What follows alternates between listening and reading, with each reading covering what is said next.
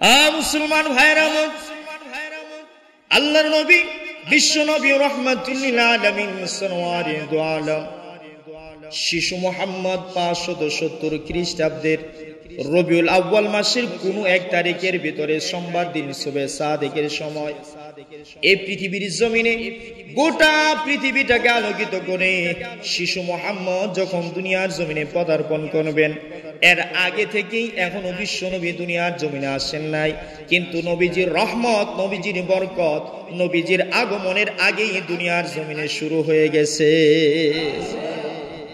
আম্মা জান বিশ্ব নবীজির মা হযরত আমিনা বর্ণনা করেন, হে পৃথিবীর নারীরা রে শোনো, আমি শুনতে পেয়েছি তোমরা যখন হামেলা হও, গর্ভবতী হও, বমি বমি ভাব হয়, আরামসে ঘুমাইতে পারো না, খানা খাইতে পারো না, মাতলামি লাগে, কোনো একটা জিনিস খানা খাইলে সঙ্গে সঙ্গে বের হয়ে চলে যায়, রাতের বেলায় আরামের ঘুম হারাম হয়ে যায়, বাচ্চাটাকে পেটে নিয়ে 10 মাস পর্যন্ত এত দুঃখ, এত কষ্ট, এত যন্ত্রণা তোমাদের হয়। কিন্তু শুনে রাখো রে, আমি শিশু মুহাম্মদকে যতদিন পেটে ধরেছি, আমি কাবা ঘরের মালিকের কসম করে বলতে পারে এমন কোন রকমের কোনো কষ্ট, কোনো দুঃখ, কোনো যন্ত্রণা আমি কখনোই অনুভব করতে পারি না।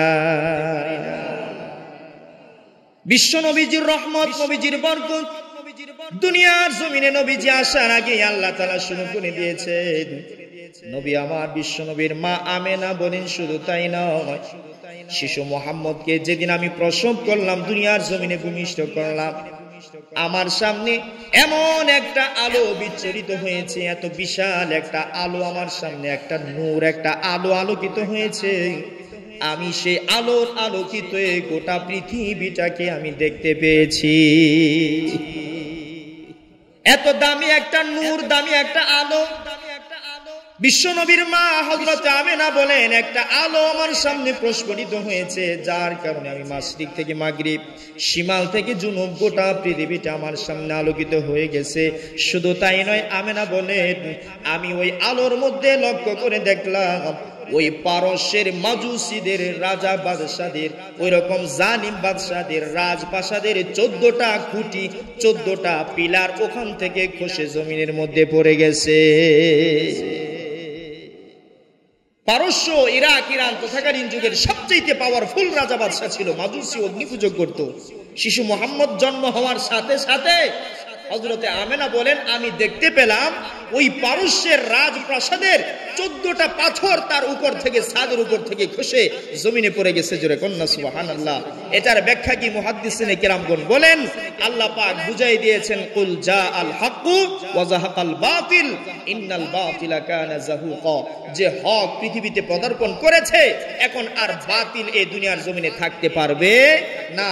অর্থাৎ নবীজির আগমনের সময় যে পারস্য দেশের ওই রাজার 14টা পাথর খসে পড়েছিল, ওলামায়ে কেরামগণ লিখেন, নবী মুহাম্মদ সাল্লাল্লাহু আলাইহি সাল্লামের আমল নামায়, অর্থাৎ 63 বছর জিন্দেগিতে ওই তথাকালীন যুগের রোম পারস্যদের মতো বড় বড় 14টা রাজা বাদশাহ এসে নবীজির পায়ের নিচে পা রেখে, নবীজির পায়ের নিচে মাথা রেখে আত্মসমর্পণ করে নবীজির ইসলামকে তারা মেনে নিয়েছিলেন। জোরে চিল্লায় কোন সুবহানাল্লাহ। আল্লাহ পাক শিশু মুহাম্মদের আগমনের সময় পৃথিবীতে এরকম মুজিজা ঘটায় দেখাইলেন যে শিশু মুহাম্মদ পৃথিবীবাসীর জন্য হেদায়েত হয়ে, নূর হয়ে, রহমত হয়ে, প্রেমাস্পদ হয়ে দুনিয়াতে জন্মগ্রহণ করছেন। জোরে চিল্লায় কোন সুবহানাল্লাহ। শুধু তাই নয় প্রিয় বন্ধুরা আমার, আম্মা জান বিশ্ব নবীর মা হযরতে আমেনার জন্মকালীন সময়ে, জন্মের সময় হযরতে আমেনা বলেন, আমি কিছুই বুঝতে পারলাম না, আমার মুহাম্মদ, শিশু মুহাম্মদ যে মাত্র দুনিয়ার জমিনে পদার্পণ করলো, আমি লক্ষ্য করে দেখলাম আকাশের চন্দ্র তারকাগুলো ওই সুবহে সাদিকের সময় এত নিকটে চলে আসছে, এত নিকটে চলে আসছে, এত নিকটে চলে আসছে, আমি ভয় পেয়ে গেলাম, ঘাবড়ে গেলাম, এই আকাশের চন্দ্র নক্ষত্রগুলো না জেনে আমার উপরে ধসে পড়ে যায়। এটা কেন হলো, কেন হলো? ওলামায়ে কেরামগণ তারিখের কিতাবের মধ্যে লিখেছে, শিশু মুহাম্মদ যার ওসিলা আল্লাহ কুল কায়নাতটাকে বানাইলেন, যার উসিলা আল্লাহ আসমান বানাইলেন, জমিন বানাইলেন, চন্দ্র সূর্য নক্ষত্র আরশ কুরসি লৌহ কলম সিদরাতুল মুনতাহা সব কিছু যার শানে বানাইলেন।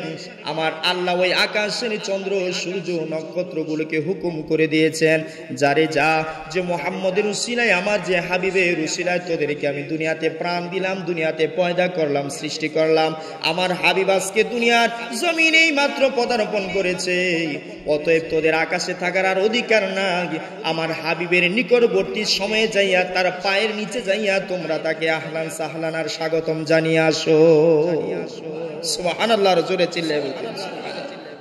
আকাশের চন্দ্র সূর্য নক্ষত্রকে আল্লাহ হুকুম করলেন, যে হাবিবের উসিলায় তোদের পয়দা হলো, সৃষ্টি হলো, ওই হাবিব আজকে দুনিয়াতে চলে আসছে, তোমাদের ওই আকাশে থাকার অধিকার নাই। যাও মক্কা নগরীর কুরাইশ বংশের বনু আব্দুল মুত্তালিব বনু হাশিমের গোত্রে যাও, ওখানে গিয়ে আমার হাবিব সাল্লাল্লাহু আলাইহি সাল্লামের সামনে গিয়ে যেরকম ইউসুফ আলাইহিস সালাম দেখেছিলেন, ইন্নী আহাদা আশরা কাওকাবা ওয়া শামসু ওয়াল কমার রাআইতুনি সাজিদিন, 11টা নক্ষত্র চন্দ্র সূর্য আমার পায়ের নিচে সিজদা দেয়। আল্লাহ কয় আমি ইউসুফ আলাইহিস সালামের জন্য মাত্র 11টা নক্ষত্র, একটা চাঁদ, একটা সূর্যকে সিজদা দিয়েছি, আর আমার হাবিব মুহাম্মদুর রাসূলুল্লাহ সাল্লাল্লাহু আলাইহি সাল্লামের জন্য আকাশের যত নক্ষত্র আছে, কোটি কোটি মিলিয়ন বিলিয়ন তারকারাজি সবগুলোকে নিয়ে এসে আমার হাবিবের পায়ের নিচে আমি সিজদায় লুটাই দিয়েছি। জোরে চিল্লায় করুন না সুবহানাল্লাহ। কোথায় ইউসুফ আর কোথায় মুহাম্মদ? প্রিয় বন্ধুরা আমার, ইউসুফ আলাইহিস সালামের সূরা ইউসুফে আল্লাহ বলেন 11টা নক্ষত্র, একটা সূর্য, একটা চন্দ্র। আমার নবীর বেলায় আল্লাহ বলেন 11টা না, 11 লক্ষ নয়, 11 কোটি নয়, যত অসংখ্য অগণিত তারকারাজি তোমরা পৃথিবীতে দেখো না দেখো, এই সবগুলোকে আমি হুকুম করেছি, সবাই যাও আমার হাবিবের পায়ের নিচে গিয়ে সিজদা দিয়ে সম্মান দিয়ে তাকে তোমরা স্বাগতম জাগানা, আহলান সাহলান মারহাবা জানাও। সুবহানাল্লাহ। কেমন নবীর উম্মত হয়ে আমরা দুনিয়াতে আসলাম, আমাদের খবরই নেই। আর একটু সামনের দিকে যাওয়া যাক। বিশ্ব নবী শিশু মুহাম্মদ জনাবে মুহাম্মদুর রাসূলুল্লাহ সাল্লাল্লাহু আলাইহি সাল্লাম দুনিয়াতে আসার আগে আল্লাহ রাব্বুল আলামিন ওনার আব্বা আব্দুল্লাহকে দুনিয়া থেকে উঠায় নিয়ে গেলেন। জানা আছে তো সবার? বিশ্ব নবী এখনো দুনিয়াতে আসেন নাই। ওনার পিতা আব্দুল্লাহকে আল্লাহ পাক দুনিয়ার জমিন থেকে উঠায় নিয়ে গেলেন। এর পিছনে আল্লাহর হিকমত, রহস্য লুকায়িত। তারিফের কিতাবের ভিতরে আসছে আল্লাহ পাক এটা কেন করলেন, জিনার উসিলায় কুল কায়নাতটাকে আল্লাহ সৃষ্টি করলেন, এমন একজন নবীকে আল্লাহ কেন এতিম বানায় দুনিয়াতে পাঠাইলেন, তার হাকিকত কি, হিকমত কি, তার গূঢ় রহস্যটা কি? মুহাদ্দিসিনে কেরামগণ লিখেছেন, তারিখ বিদরা লিখেছেন, আমার আল্লাহ এটা বুঝাইতে চাইলেন আমার হাবিবকে আমি দুনিয়ার কোনো বাবার মাধ্যমে, গার্ডিয়ানের মাধ্যমে লালন পালন করতে চাই না।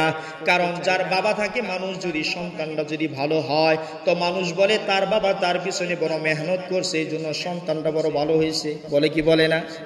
বড় ভাই থাকলে বলে তার ভাই তার পিছনে বড় লাইন গার্ড দিছে, এই জন্য ছোট ভাই বড় ভালো হয়েছে, আদর্শবান হয়েছে, শিক্ষিত হয়েছে। যদি বাবা নাই, ভাই নাই, দাদা থাকে তো মানুষ বলে তার দাদা তার নাতির উপরে বড় মেহনত করেছে, এই জন্য আজকে তার নাতি এত দামি হয়েছে, এত সুন্দর আদর্শবান হয়েছে। কিন্তু আমার আল্লাহ বুঝাইতে চাইলেন, না না ও পৃথিবীর মানুষ, আমি আমার হাবিবকে তার বাবার মাধ্যমে নয়, তার দাদার মাধ্যমে নয়, তার মায়ের মাধ্যমে আমি লালন পালন করব না। আমি আমার হাবিবের দায়িত্ব, জিম্মাদারি স্বয়ং আমার আল্লাহর হাতে আমি নিয়ে নিলাম। এই জন্য আল্লাহ পাক শিশু মুহাম্মদ দুনিয়াতে আসার আগে তার বাবাকে উঠায় নিলেন, কারণ পৃথিবীর কেউ যেন বলতে না পারে আব্দুল্লাহর ছেলে মুহাম্মদকে আব্দুল্লাহ এত ভদ্র, এত নম্র বানাইছে। না না না, আমার আল্লাহ বুঝাইতে চাইলেন তার বাবার মাধ্যমে করব না, আমি স্বয়ং আমি আল্লাহর জিম্মাদারিতে আমার হাবিবকে পৃথিবীর সবচাইতে দামি মানুষ বানায় দেব। এই জন্য সূরাতুল আহজাবের 21 নম্বর আয়াতের ভিতরে আমার আল্লাহ বলেন, তোমরা কি জানো আমার হাবিবকে আমি কত সুন্দর করে, কত আদব দিয়া, কত শিষ্টাচারিতা দিয়া আমি তাকে দুনিয়ার জমিনে বড় করেছি। যার কারণে আল্লাহ বলেন, লাকাদ কানা লাকুম ফি রাসূলিল্লাহি উসওয়াতুন হাসানাতুন। যেরকম সুবহানাল্লাহ। আল্লাহ পাক নিজে বলেন, আমি আমার হাবিবকে মুহাম্মদকে এত করে, এত দামি করে তারা বড় করেছি। আমি তার ভিতরে এত সুন্দর নমুনা, এত সুন্দর আদর্শ, এত আখলাক, এত মাধুর্যতা, এত ভদ্রতা, এত সভ্যতা, এত জ্ঞান, এত বিদ্যা, এত বুদ্ধি, এত আখলাক করে আমি তার সৃষ্টি করেছি। শুধু মক্কা নগরীর জন্য নয়, তায়েফবাসীর জন্য নয়, জাজিরাতুল আরবের জন্য নয়, গোটা কুল কায়নাতের জন্য আমার হাবিবের ভিতরে রয়ে গেছে তোমাদের জন্য উত্তম আদর্শ। সুবহানাল্লাহ। এই পৃথিবীতে আমরা দেখি এক একটা মানুষ যত দামি হয়, এক একটা এলাকা ভিত্তিক তাকে মানুষ ফলো করে। কথা ঠিক কিনা?